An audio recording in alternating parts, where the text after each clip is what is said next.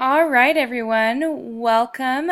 Today I'm going to talk about speech and language impairment, specifically what it looks like, as well as how we as educators can help students that we observe have these impairments. Okay, so first let's watch a little introductory video about how we can see speech and language impairments in pop culture and what it's saying about it. This big about me. This big about me. What is this, a cooking class? Shoot 'em! Shoot 'em! But I haven't got a license to shoot a fricassee in Wabbit. Say, boy, you come. I say, you come. I say, pay attention. I couldn't get the words out. You could have if you'd have wanted to. You just didn't want to bad enough. What you... Pledge allegiance to the flag of the... Peter,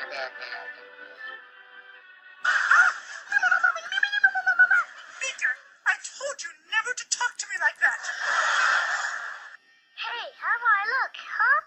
Not much like Mr. Robin Hood. Alright, we won't watch the whole thing, but already you can kind of get a sense of what pop culture is saying about some of these impairments. Obviously, stuttering is one of the most popular or common ones that are seen through film and through television. However, there's a whole range of speech and language impairments that we can't go into all of it today, but we will talk a little bit about how these kind of impairments do break down.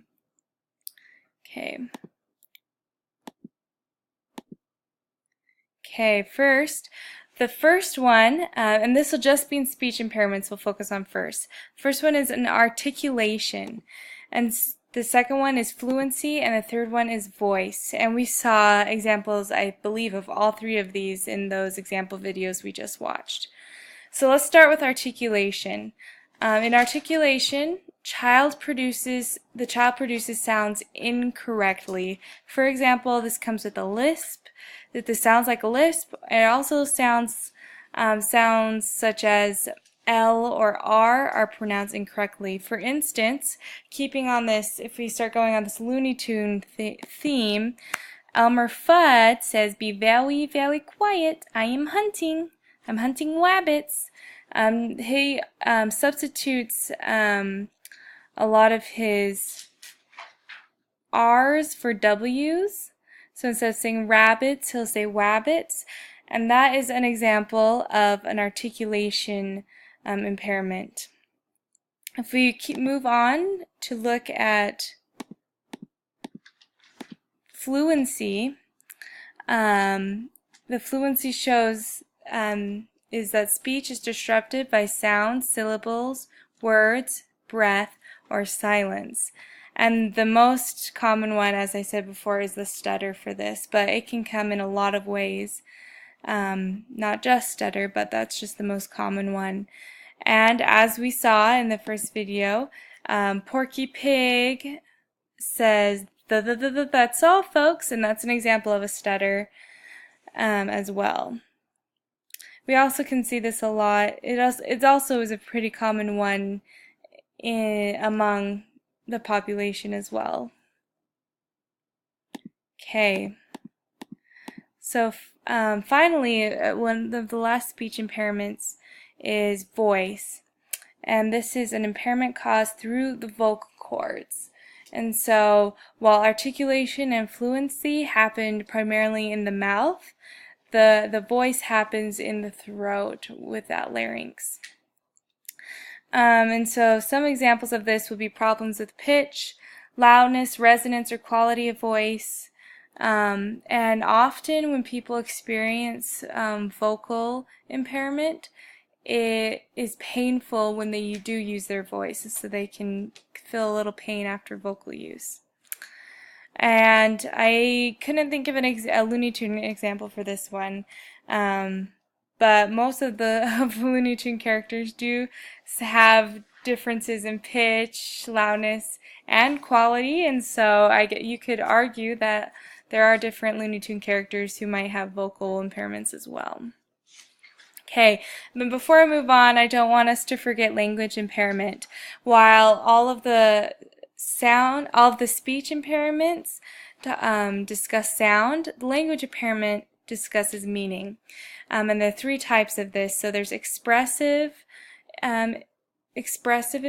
language impairment, which means that students have difficulty expressing themselves, getting across ideas or thoughts. Then there's receptive language impairment, where students have difficulty in understanding others. And then, of course, there's a mixture of both. So keeping this in mind, what would this look like inside our classrooms?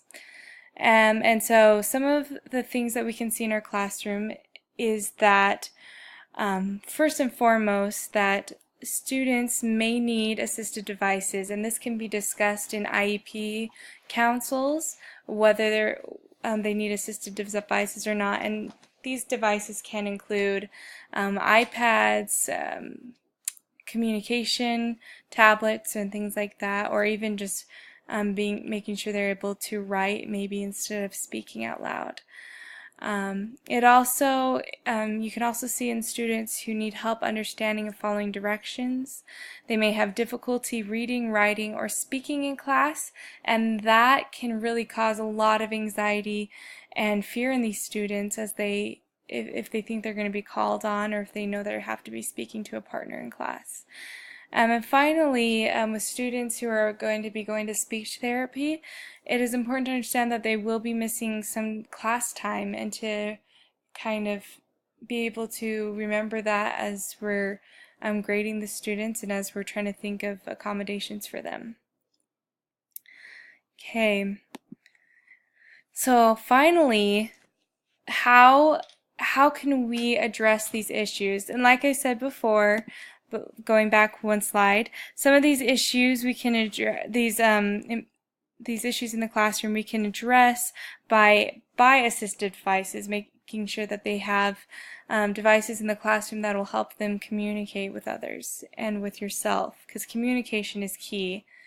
And a part of that communication is, as it says, as we've talked about in our classes recently, the IEP, their IEP and their IEP form, making sure that you understand and that you are counseling with other teachers and with the parents of how you can best help the children in your classroom.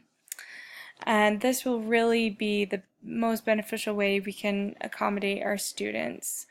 One great idea I liked as well is that we can accommodate students by substituting written exams for oral exams, or vice versa.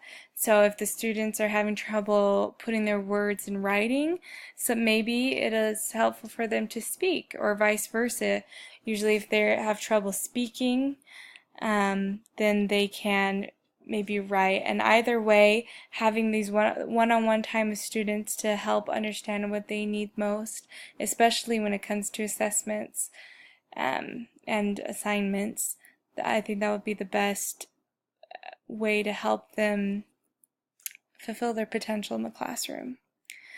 And another really popular one that goes for most students with disabilities, either learning disabilities or whatnot, is to give them extra time for assignments.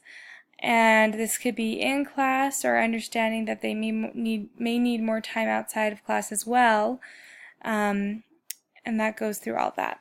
And so, before we end today, I just want to say, if you have any questions about where I looked, a lot of these links I got from our classroom, but this is where I got all my information for the slides today.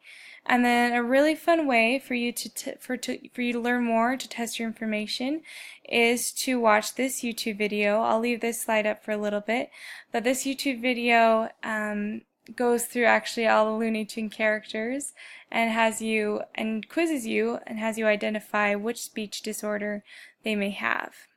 And so these are great ways for you to understand, because as a teacher, the best way that we can help our students is to understand is to completely understand where they're coming from, understand the disorder, understand the impairment that they're facing, and the best way that we can help.